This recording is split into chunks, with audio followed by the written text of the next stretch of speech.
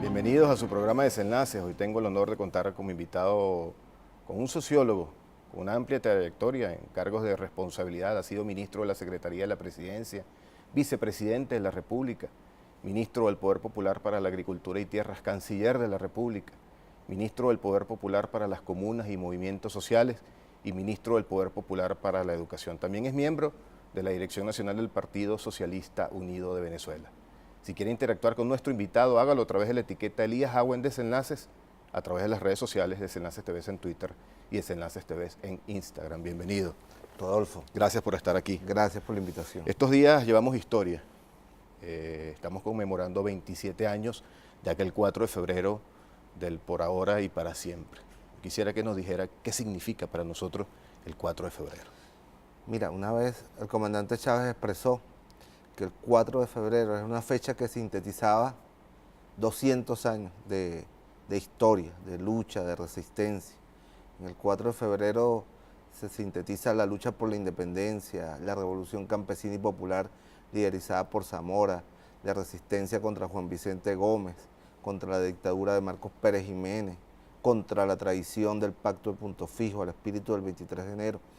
Y sobre todo el 4 de febrero es la reacción de los estamentos más honestos, más patrióticos de nuestra Fuerza Armada Nacional a la masacre ocurrida el 27 de febrero de 1989, que se van a conmemorar 30 años este próximo 27 de febrero. Es el ejército venezolano en su sentimiento y en su espíritu más democrático, más histórico, más patriótico, más bolivariano, que sale, que irrumpe para decir ya basta.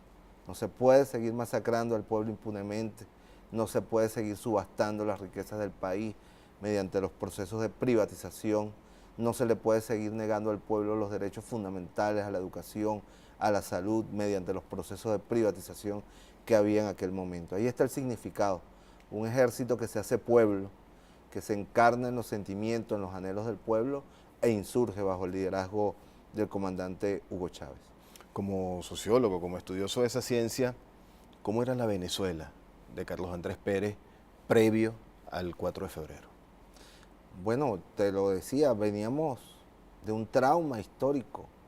Para mi generación significó un trauma histórico el 27 de febrero de 1989, la rebelión popular y sobre todo la respuesta a la masacre cometida los días 28, 1, 2, 3 de marzo.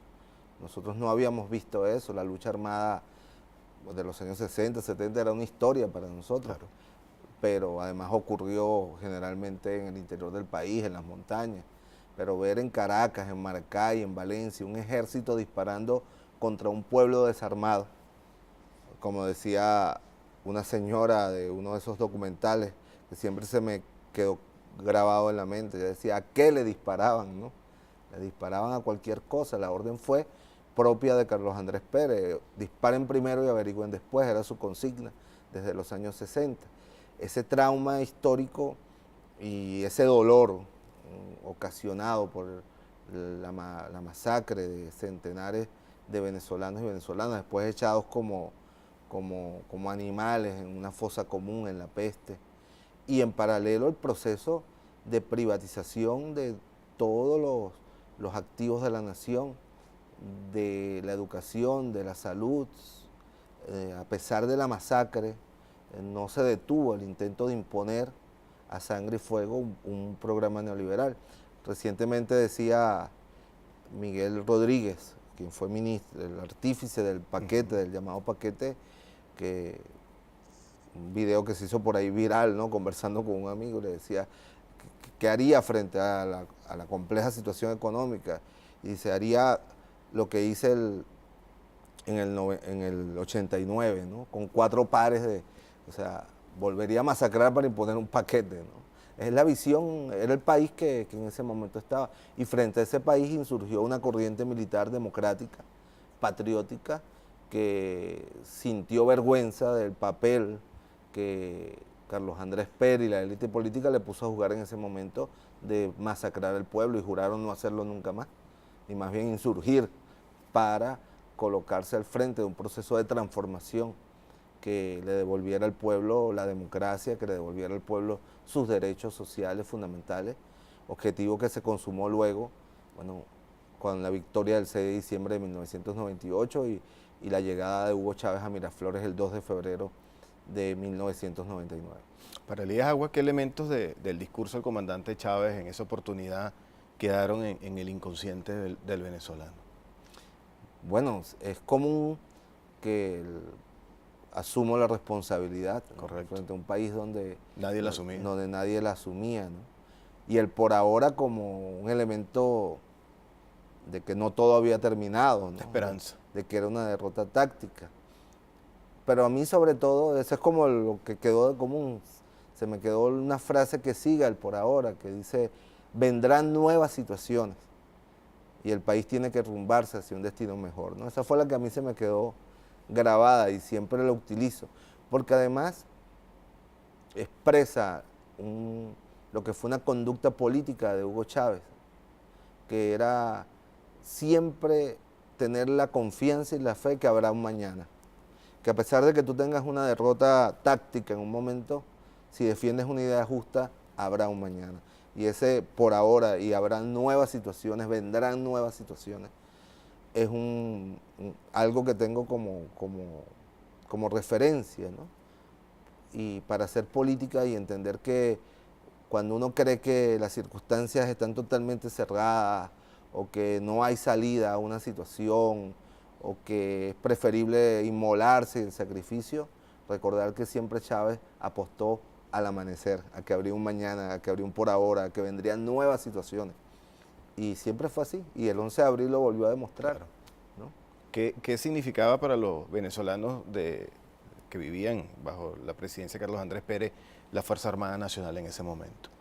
Mira, era un divorcio total, ¿no? Era el estamento civil y el estamento militar.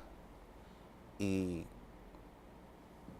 siempre fue así, pero después del 27 de febrero fue muy doloroso para el pueblo venezolano que admiraba, a pesar de la distancia y la división a su Fuerza Armada, ver cómo los soldados de la patria le disparaban, ¿no? Y uno de los grandes reconocimientos que hay que hacerle a Hugo Chávez es que le devolvió la Fuerza Armada a su pueblo, ¿no?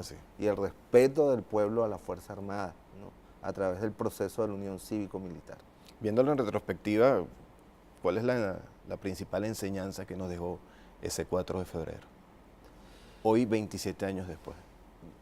Que siempre hay que insurgir contra la injusticia, ¿no? Como Chávez muchas veces lo definió, el 4 de febrero fue una quijotada. Las posibilidades de éxito militar eran realmente pocas, sin embargo lograron, digamos, tomar posiciones inimaginables, ¿no? Pero era un grito de dignidad de los oficiales medios, ¿no? En defensa de un pueblo masacrado, de un pueblo excluido de los derechos fundamentales, ¿no? Y que por encima de cualquier situación, un patriota, un revolucionario, no puede acomodarse. Todos ellos tenían una carrera militar exitosa, eran de los mejores oficiales de la Fuerza Armada de entonces, ¿no? Y no escatimaron en asumir el papel histórico que Simón Bolívar les encomendó de emplear su espada en defensa de las garantías sociales. Unión Cívico-Militar, ¿qué concepto es ese? Es un concepto donde Hugo Chávez intenta desmontar toda la estructura de represión que se inoculó en nuestras Fuerzas Armadas, en nuestros cuerpos de seguridad, para actuar como un ejército de ocupación dentro de su propio país al servicio de los intereses norteamericanos, de potencias extranjeras y de las élites dominantes. La Unión Cívico-Militar es una contención para que nunca más haya un 27 de febrero de 1989, la represión del 27 de febrero de 1989, para que en Venezuela nunca aparezca la triste y dolorosa figura de un Pinochet. Es una Fuerza Armada subordinada a los intereses del pueblo, subordinada a los intereses de los humildes, de los campesinos, de los trabajadores, al servicio de su pueblo. Así es. Debo hacer una pausa, pero le propongo algo. Al regreso del corte quisiera que habláramos de los 20 años del 2 de febrero, de la llegada del presidente Chávez al poder de la mano del pueblo. Quisiera que me hiciera unos comentarios en ese sentido luego del corte. Elías Agua en Desenlaces, la etiqueta que estamos utilizando a través de nuestras redes sociales, Desenlaces TV en Twitter y Desenlaces TV en Instagram. No se aparten que ya venimos.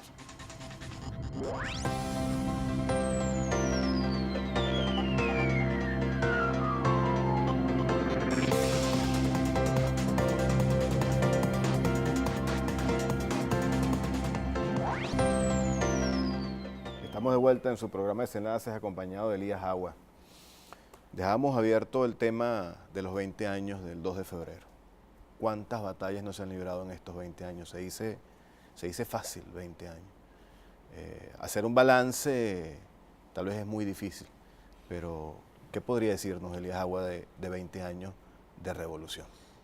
Sí, y hay que hacerlo de manera segmentada, ¿no? Porque es muy fácil decir hoy, generalmente cuando uno va a los medios estos días, le preguntan, bueno, 20 años después es un fracaso la revolución bolivariana por la actual situación que vivimos y tal. Yo le digo, ya va, espérate un momento, vamos a segmentar los periodos de la revolución bolivariana. En primer lugar, Hugo Chávez llega el 2 de febrero de 1999 y bajo 5 banderas fundamentales. Una, en lo político, abrir un proceso constituyente para refundar la república y transformar las instituciones y darle un nuevo vigor a la democracia con un pueblo protagónico, ¿no? Eso lo logró Chávez, lo abrió, hizo el proceso constituyente, llamó a referéndum para aprobar la constitución, luego logró que la democracia se tomara un nuevo vigor, la democracia electoral.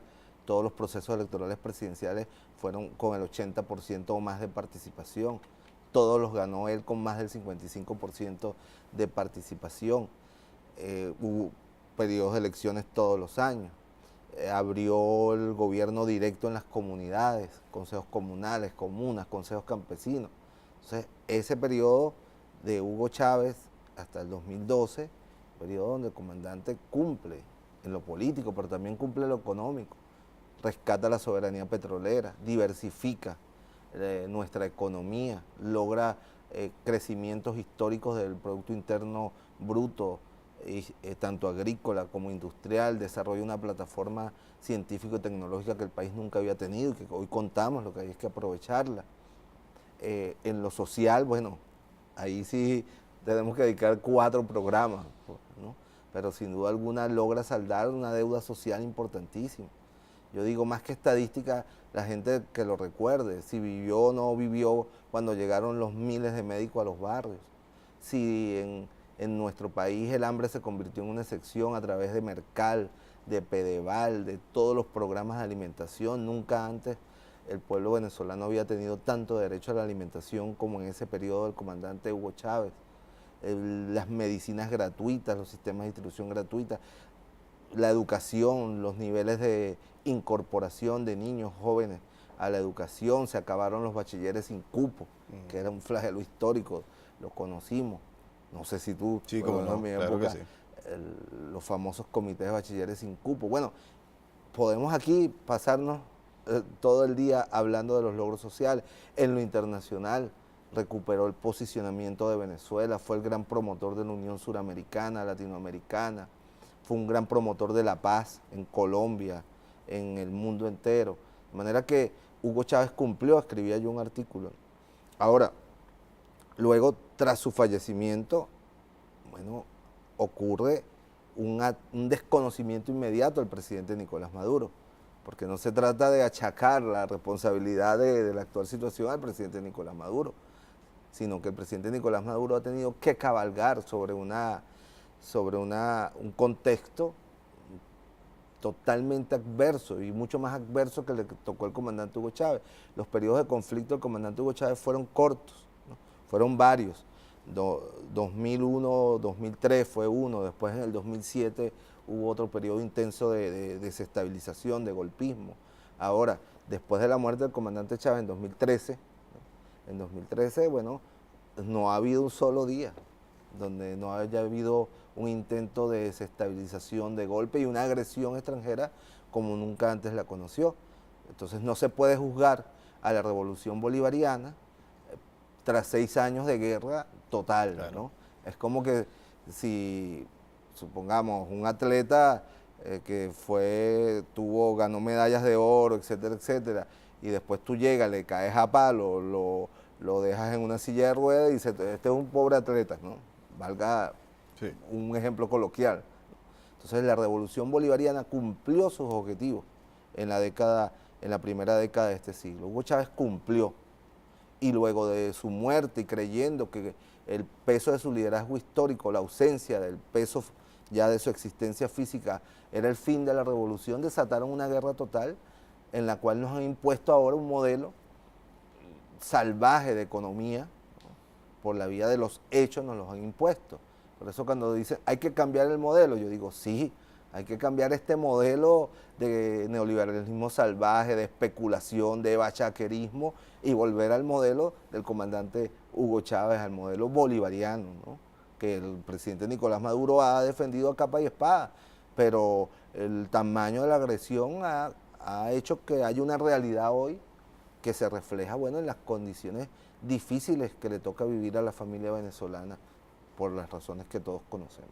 ¿Cuáles han sido los ataques más duros que ha recibido la revolución en estos 20 años? Bueno, el primer gran ataque fue 2002, se comenzó a fraguar desde el 2001 y culminó, tuvo como un pico alto, bueno, el golpe de Estado y derrocamiento, de hecho, y secuestro del presidente comandante Hugo Chávez. Lo derrotamos con la voluntad del pueblo y con el apoyo de la Fuerza Armada Patriótica, ¿no? Y luego el sabotaje petrolero de ese mismo año, diciembre, ¿no? Un daño terrible a la República, más de 20.000 millones de dólares se perdieron, ¿no? Las consecuencias que eso tuvo en el desarrollo del proceso bolivariano. Por eso tú ves un paréntesis, los indicadores sociales y políticos, año 2002-2003, se fueron producto de un grave conflicto, porque sin estabilidad política, sin paz, no es posible el desarrollo económico ni social. Y tú lo ves claramente, luego que el comandante Chávez estabiliza el país con la gran victoria en el referéndum revocatorio del 2004, viene el periodo de mayor crecimiento económico, de expansión de los derechos sociales, de desarrollo de las infraestructuras, de vivienda, etcétera, porque hubo estabilidad política.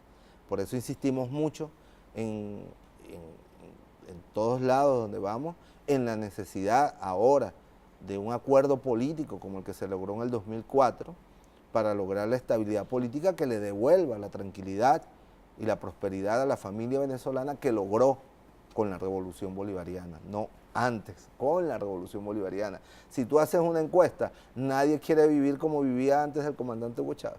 Claro. Todos quisiéramos volver a la Venezuela que vivimos entre el año 2004 y el 2013.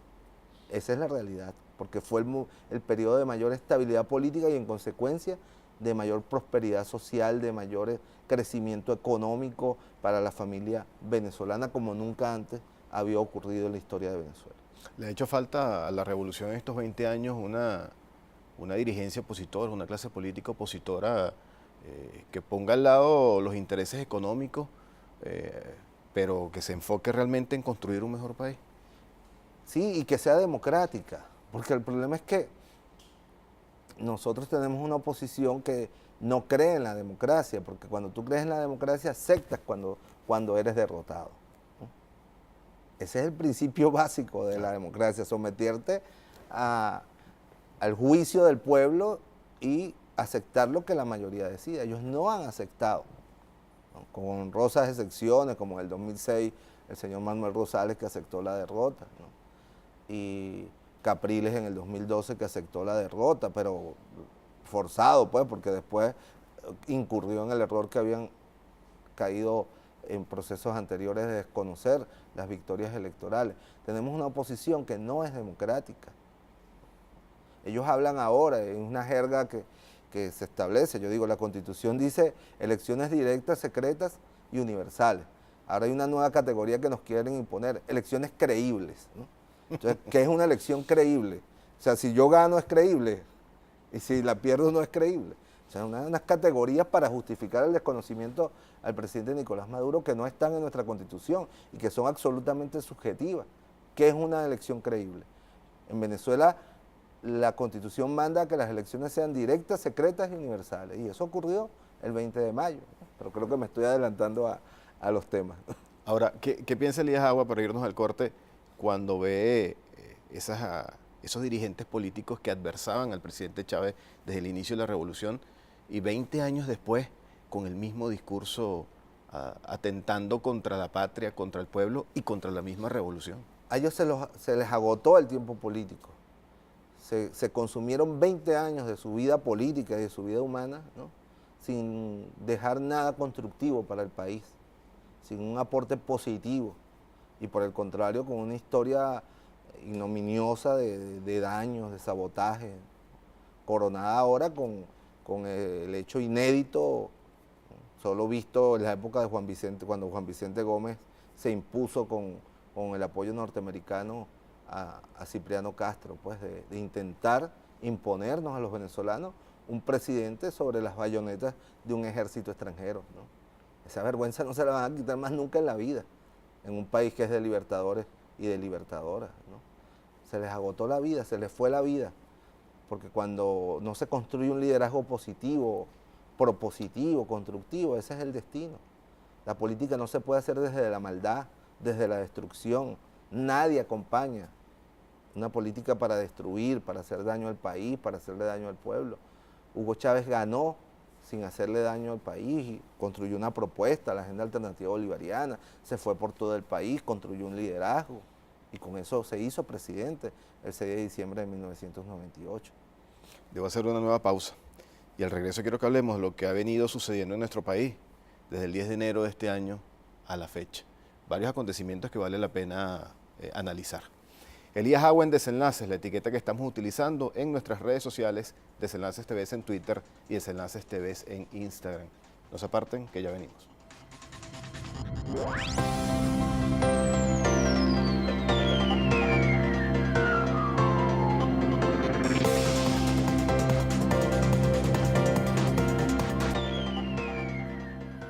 Seguimos con más de su programa Desenlaces, acompañado de Elías Agua. Temas de interés y muy noticiosos se han presentado estos días a raíz de la juramentación del presidente Nicolás Maduro el 10 de enero en el Tribunal Supremo de Justicia. Yo quisiera que viéramos un video que ha preparado nuestro equipo de producción para ilustrarnos un poco sobre los acontecimientos, para analizarlos al regreso del video. Rueda video.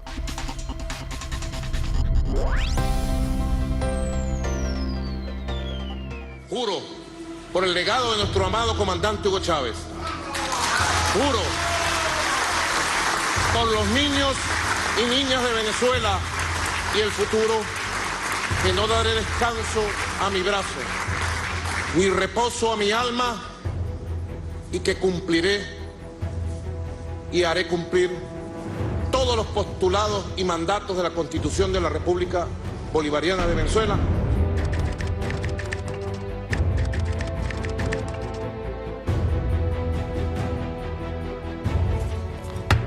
Aprobado. No reconoce la legitimidad del nuevo periodo presidencial del régimen de Nicolás Maduro, que se iniciará el 10 de enero. Es suficiente apegarnos a la Constitución en dictadura. Entonces debe ser el pueblo de Venezuela, las Fuerzas Armadas, la comunidad internacional, que nos lleve a asumir claramente el mandato que no vamos a escurrir, que vamos a ejercer. Convocamos a todo el pueblo de Venezuela. Señores, pueblo de Venezuela, aquí le habla el sargento Mayor Tercera Vandre Figueroa de Alexander, de la Guardia Nacional. Aquí está la tropa profesional de la Guardia Nacional en contra de este régimen cual desconocemos completamente.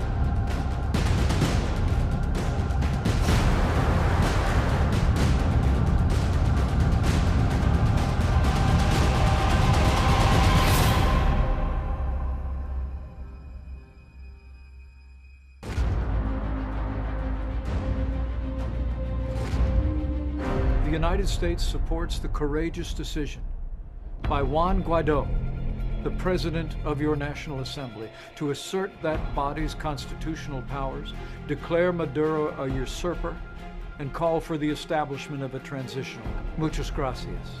Y vayan con Dios. Juro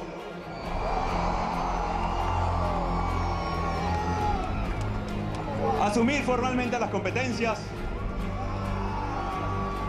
del Ejecutivo Nacional. Felicitamos y alentamos al presidente encargado y a la Asamblea Nacional a dar los pasos necesarios para la definitiva democratización de las instituciones del país. Que la comunidad internacional nos reconoció la legitimidad de las elecciones del pasado mes de mayo, en las que se sustenta en este momento la presidencia de Nicolás Maduro. El Banco de Inglaterra le negó un retiro de $1.200 millones en oro venezolano. La decisión de bloquear los fondos de Maduro se produce después de que Reino Unido lo desconozca como jefe de Estado y reconozca a Juan Guaidó como presidente interino del país. Al presidente interino Guaidó lo reconocemos como el presidente legítimo. Nos han pedido que nos quedemos. Hemos dejado en claro a lo que queda del régimen de Maduro que los hacemos responsables de la seguridad del personal. El Tesoro tomó acción contra la empresa estatal de Venezuela, PDVSA, para evitar más desvío de fondos de parte del régimen de Maduro. Pedimos a los aliados y socios que se unan a nosotros en reconocer al presidente Guaidó y bloquear a Maduro de acceder a fondos de PDVSA. Continuaremos nuestra pelea hasta lograr de nuevo nuestra democracia, y es por eso que continuaremos pidiendo apoyo internacional.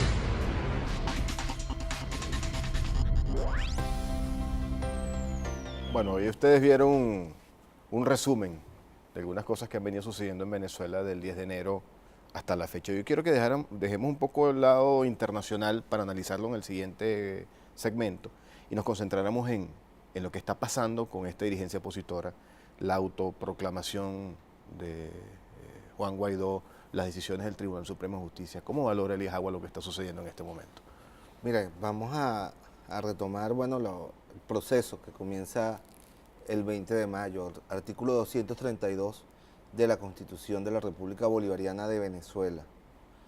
Presidente o presidenta se elegirá mediante el voto directo, secreto y universal de los inscritos en el registro electoral. El presidente, el ganador, digamos, quien resulte con la mayoría absoluta será el ganador. Así dice la Constitución. El 20 de mayo hubo un proceso electoral directo, secreto y universal. Hubo 3 candidatos, al menos importantes, los que fuimos a votar. Estaba la tarjeta de Nicolás Maduro, estaba la tarjeta del señor Henry Falcón, estaba la tarjeta del señor Bertucci. Creo que había un 4º candidato, no recuerdo si Quijada se mantuvo hasta el final. En todo caso, hubo opción de escoger, cada uno expresó sus programas. Recordemos, Henry Falcón habló de dolarización, acuerdo con el FMI.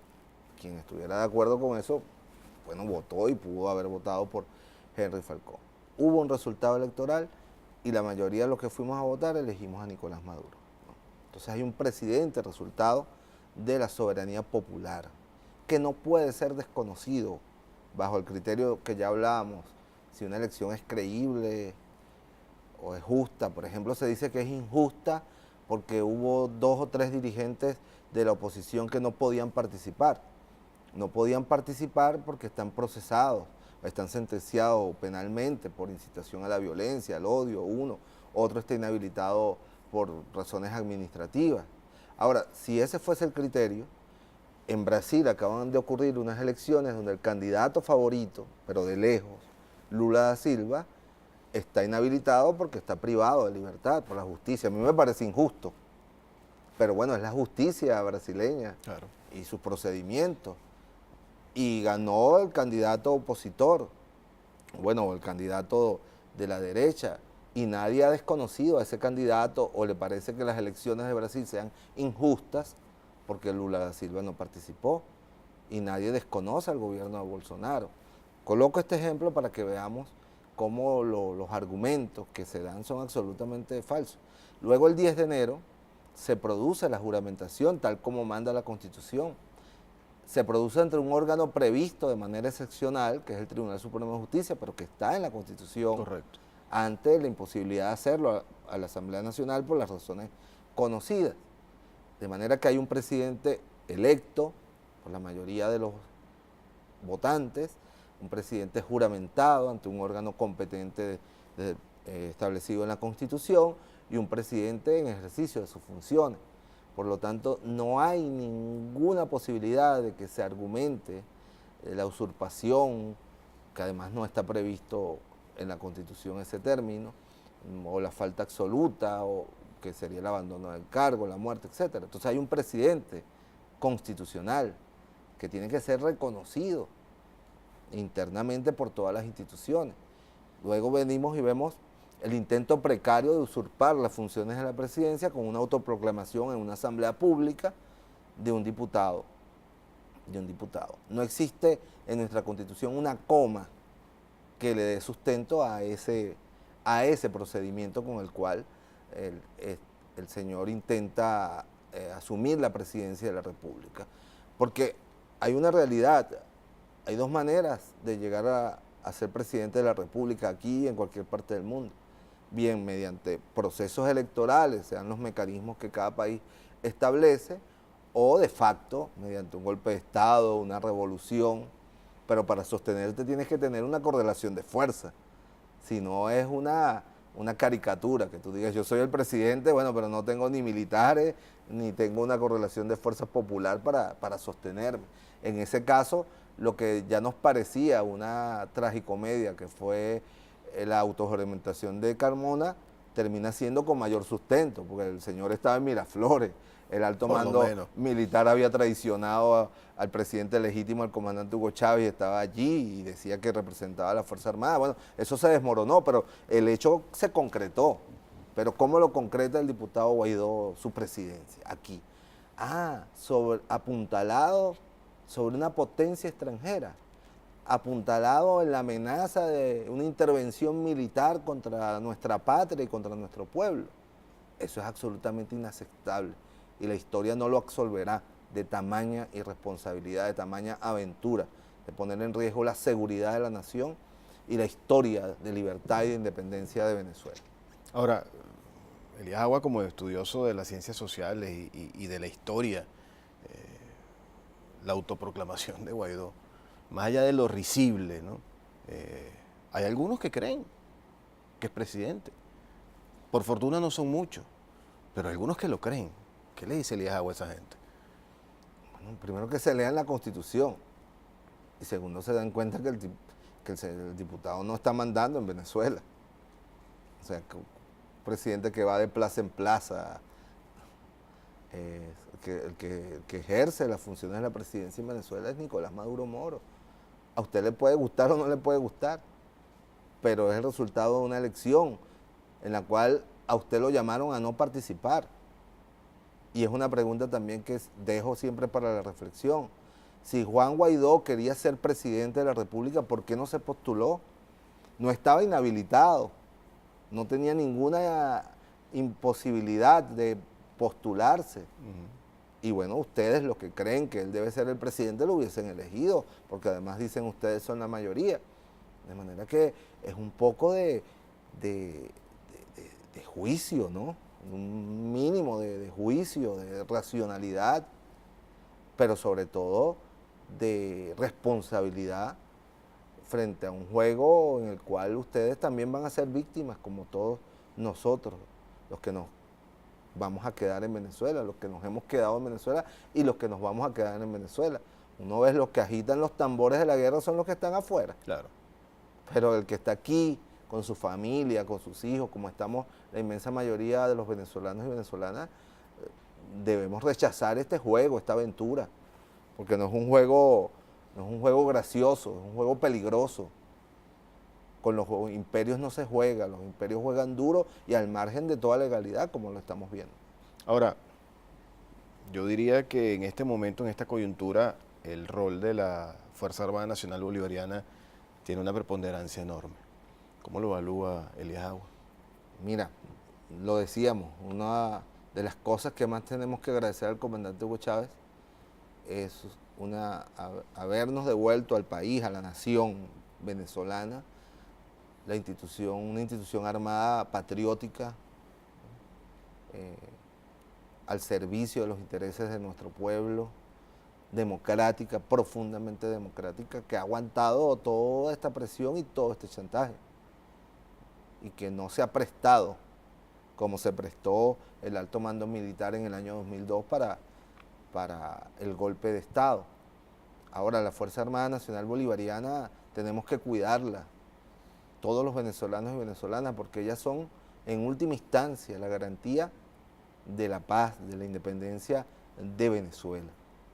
Y la Fuerza Armada Nacional Bolivariana, su estructura de mando y la inmensa mayoría de sus hombres y mujeres saben la responsabilidad histórica que tienen en sus hombros, el rol histórico que tienen en sus hombros de acompañar al presidente Nicolás Maduro en evitar la guerra, ¿no? Ganar la paz con dignidad y efectivamente recuperar la estabilidad política del país para poder emprender el camino del desarrollo y retomar el camino de Chávez, de la prosperidad, del crecimiento económico, de los derechos para todos los venezolanos y para todas las venezolanas. Esa frase del general en jefe Padrino López el 10 de enero de este año en el acto que se realizó de subordinación de la Fuerza Armada Nacional Bolivariana a nuestro presidente Nicolás Maduro, de leales siempre, traidores nunca, ¿qué significa eso? Mira, es una bonita consigna que ha surgido, como lo recordaba el presidente Nicolás Maduro en el acto de conmemoración del 4 de febrero esta semana, que surgió de los cuarteles, de los soldados, ¿no? Y tiene que ver con una respuesta de dignidad.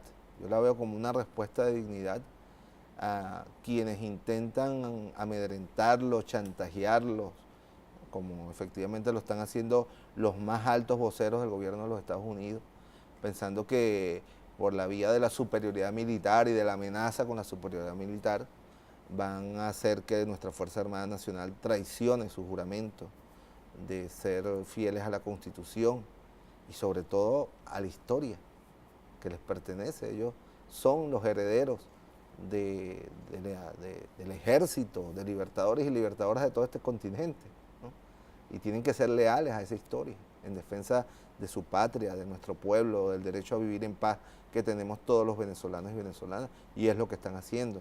Yo de verdad me siento profundamente orgulloso de nuestra Fuerza Armada Nacional Bolivariana en su posición frente a lo que está ocurriendo. El documento leído el 24 de enero por el general en jefe Padrino López y acompañado del alto mando militar, es un documento para la historia de la dignidad de Venezuela. Hay que leerlo, hay que estudiarlo. Así es. Lo recomiendo. Última pausa. Y al regreso quiero que hablemos de los ataques internacionales. Pareciera que la cruz más grande que lleva la oposición a cuesta es esperar que la solución de sus problemas venga del extranjero. Es una demostración de su fracaso absoluto. Así es. Es un liderazgo fracasado, ya lo decíamos, que no tiene posibilidades de construir desde su propio liderazgo, de su propio proyecto, una opción de poder en Venezuela. Así es. Analicemos eso al regreso del corte. Elías Agua en Desenlaces, la etiqueta que estamos utilizando en las redes sociales, Desenlaces TV en Twitter y Desenlaces TV en Instagram. Ya venimos, no se parte.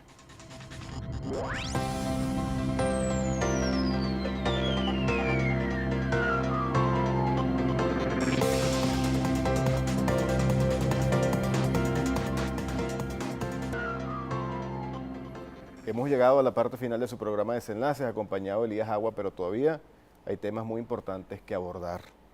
Dejamos el plano internacional para este último segmento. Terminamos el tercer segmento hablando de una oposición que siempre ha buscado su principal apoyo fuera de nuestra frontera. ¿Cómo evaluar eso? Te lo decía allí al corte, ¿no? Es la demostración del fracaso de un dirigente político, ¿no? Cuando tú tienes que buscar llegar al poder bajo el amparo o apalancado por un gobierno extranjero y por la vía de la fuerza, es efectivamente tu demostración que no lograste convencer a las grandes mayorías de tu proyecto, ni lograste proyectar un liderazgo. Lo que decíamos al principio, ¿no? Buena parte de la dirigencia de la oposición se ha gastado 20 años, ¿no?, de su vida personal y de su vida política en la destrucción, en lo negativo, y no han dejado nada bueno para Venezuela. De manera que lo que estamos viendo es definitivamente ya el último escalón que faltaba para que la carrera de estos políticos no tenga en la historia de Venezuela ningún punto de honor ni de dignidad.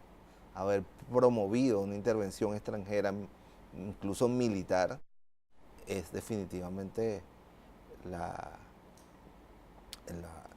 muerte política de toda esa dirigencia.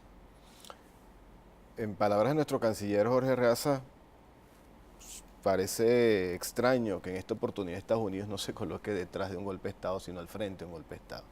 El imperialismo norteamericano abiertamente, también con un poco de creando zozobra, jugando terroríficamente, metiendo miedo todos los días con una invasión, con una intervención militar, ha creado un clima de tensión. Ahora, yo le preguntaría a Elías Agua, ¿qué no le perdona Estados Unidos a Venezuela?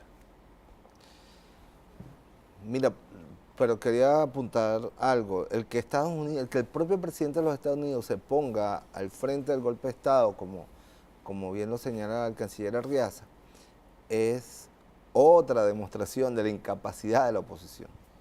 Porque Estados Unidos tiene 20 años gastando dinero, gastando millones de dólares, apostando el prestigio de sus presidentes, primero de Clinton, después de Bush, después de Obama, ¿no?, en que, bueno, los señores opositores hagan la tarea de derrocar la revolución bolivariana.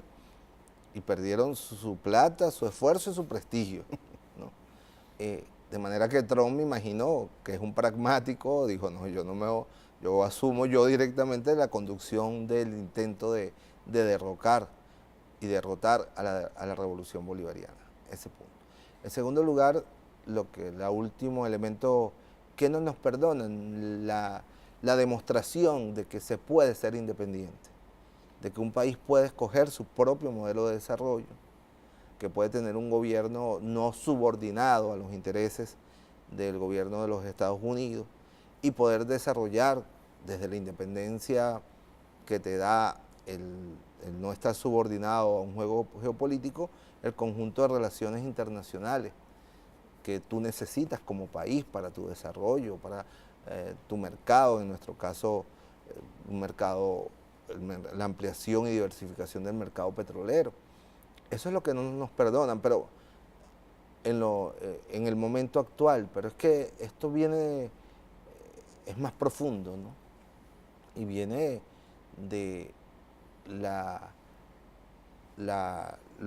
lo que impidió la lucha de independencia liderizada por Simón Bolívar, que era que Estados Unidos se apropiara de todo el continente suramericano. Por eso su rencor histórico trasciende a Hugo Chávez, es contra Bolívar, y en todos los documentos de Santa Fe I, Santa Fe II, que se escribieron en los años 90, decían que tras la caída del comunismo, bueno, el peligro era el resurgimiento del bolivarianismo, de las ideas de Bolívar. Eso está escrito en los documentos de estrategia militar y de seguridad y de geopolítica de los Estados Unidos. Creo que la guerra de independencia de Venezuela y la liberación de Sudamérica significó para ellos, que desde temprano tuvieron como visión la ocupación de toda nuestra América, un impacto que no han olvidado. Estados Unidos tiene un elemento que es que ella, no Estados Unidos, no el pueblo norteamericano, su élite, ¿no?, encapsula o se construye enemigos que nunca olvida. Por eso ellos ven a Rusia, la Unión Soviética ya no existe, el comunismo en la Unión Soviética no existe, es Rusia, y es un país capitalista con su propio modelo de desarrollo, pero para ellos sigue siendo la Unión Soviética. y están luchando contra el comunismo. Ellos ven a China y ven a la China de Mao Zedong.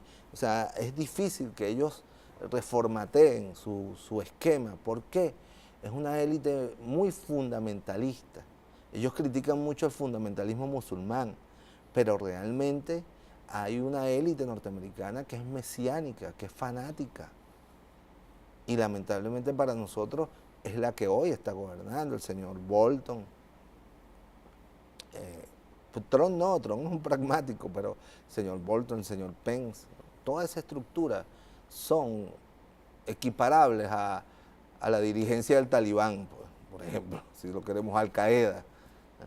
Es la misma lógica, es imponerle al mundo una visión que ellos creen que es superior. A eso nos confrontamos. Ahora, esta guerra multiforme que asedia a nuestra patria también tiene una arista financiera internacional.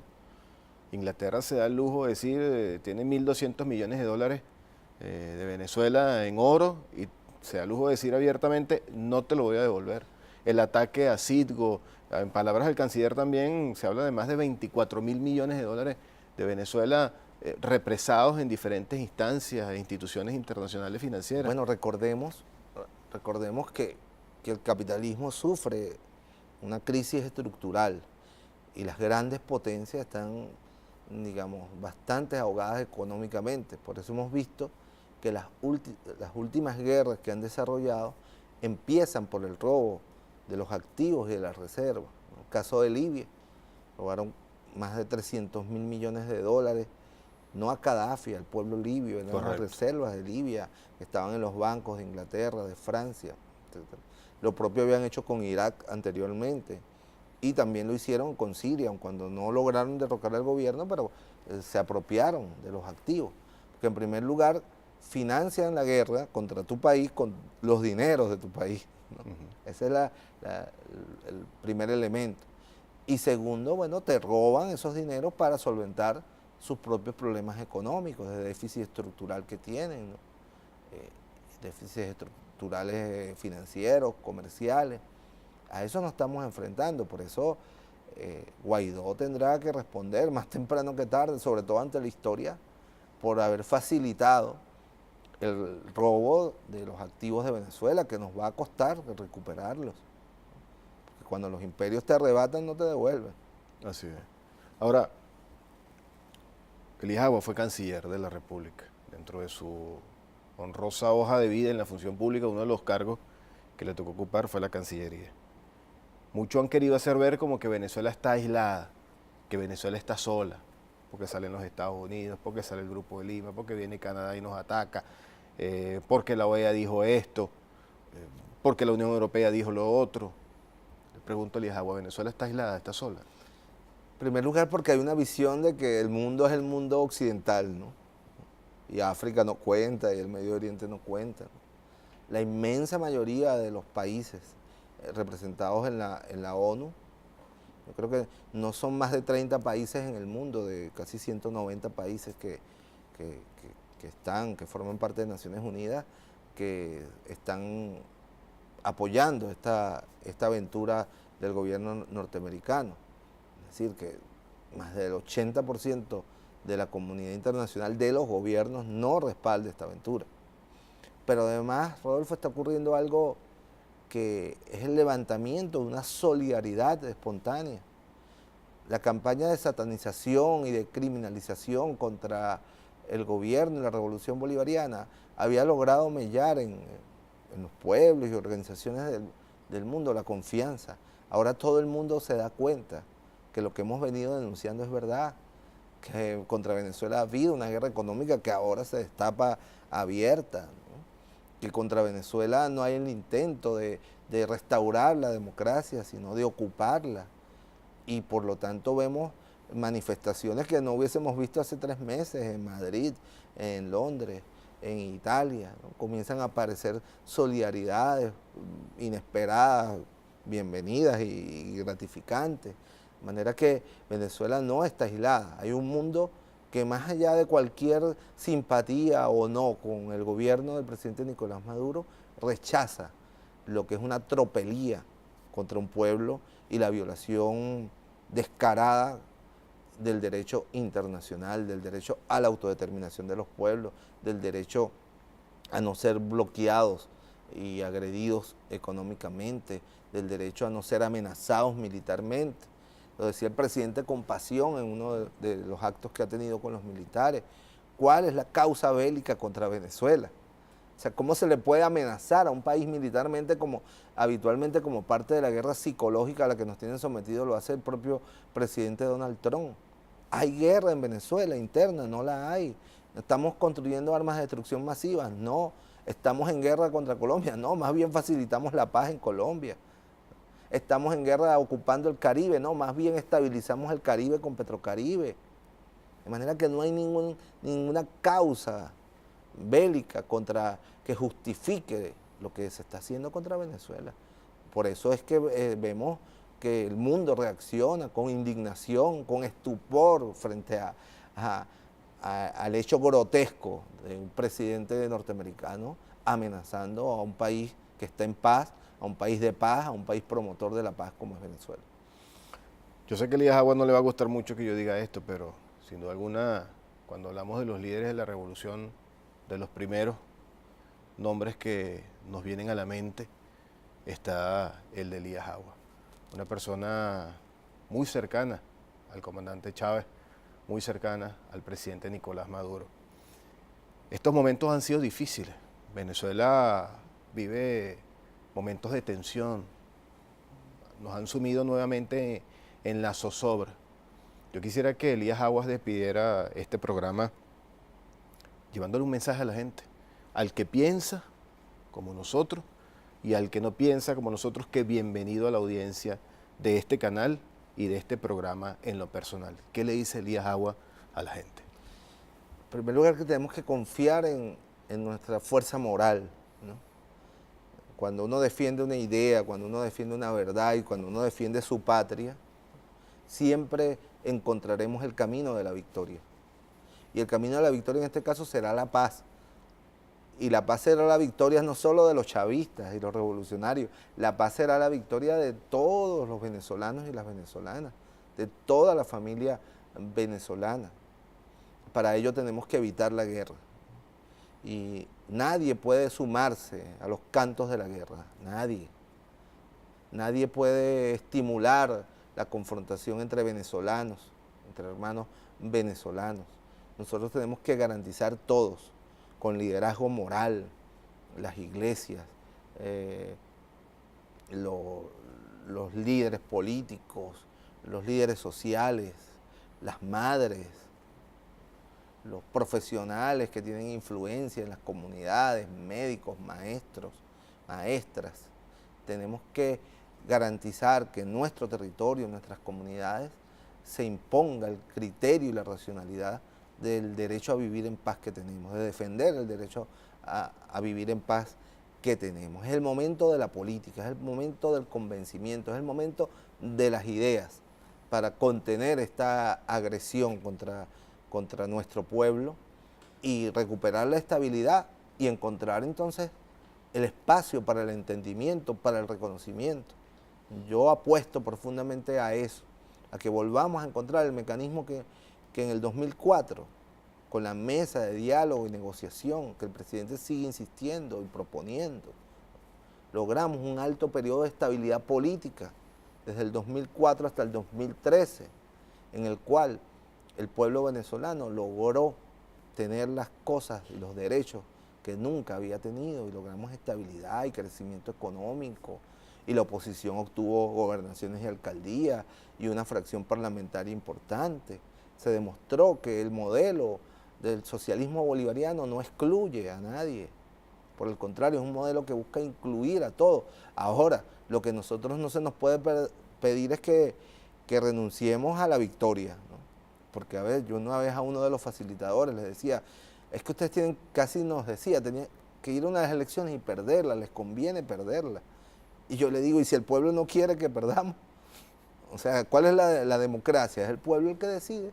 Si el pueblo decide que la revolución bolivariana debe continuar, eso debe ser respetado. Y si el pueblo en algún momento decide que no, nosotros lo vamos a respetar, como hemos reconocido los distintos reveses electorales que hemos tenido en gobernaciones, en alcaldía, en el Parlamento en el 2015, en el referéndum de la reforma constitucional en el 2007. De manera que volvamos al espacio de la política, del entendimiento. Yo tengo mucha confianza en que la fuerza moral de nuestro pueblo y la vocación de paz de nuestro pueblo se va a imponer, y es lo que uno siente y ve en la calle de la inmensa mayoría del pueblo venezolano. Aquí nadie quiere guerra, y la dirigencia de la oposición tiene que entenderlo. En Venezuela nadie quiere ir a una guerra. En Venezuela nadie acepta que le impongan un presidente desde el extranjero. En Venezuela queremos resolver nuestros problemas entre venezolanos, en paz, en democracia, y a través de los procesos electorales que vengan en el futuro. Muchísimas gracias por estar aquí. La patria vencerá. Venceremos. Un honor para mí. Gracias a ustedes por la interacción que han tenido en nuestras redes sociales, Desenlaces TV en Twitter y Desenlaces TV en Instagram, con la etiqueta Elías Agua en Desenlace. Si usted quiere ver este programa o algún otro, suscríbase a nuestro canal de YouTube, Desenlaces TV. Nos vemos en una próxima entrega. Agradecido.